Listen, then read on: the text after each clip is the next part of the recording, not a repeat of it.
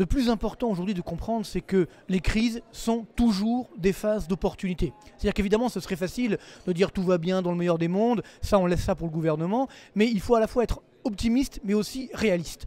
Or, la croissance est molle, elle restera molle, et donc ce qui veut dire qu'on doit voir ces difficultés comme des opportunités. Donc, évidemment, pour les centres commerciaux, pour l'immobilier, on va dire au sens large, d'un point de vue commercial, on doit absolument mettre en avant des stratégies offensives. La meilleure défense, c'est l'attaque. Donc, il y en a plusieurs, notamment 3, des stratégies de niche sur des produits, des services qu'on est les seuls à faire et pour lesquels on a un savoir-faire. Et ce savoir-faire, deuxième stratégie, il faut le faire savoir.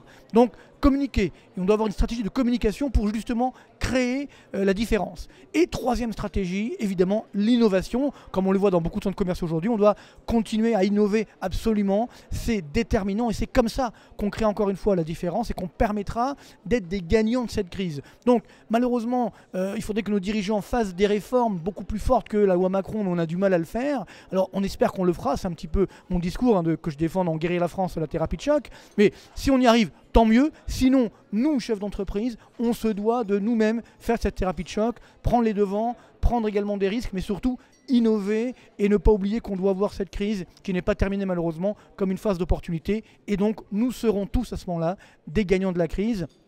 Du moins, c'est tout le mal que je nous souhaite, c'est tout le mal que je vous souhaite.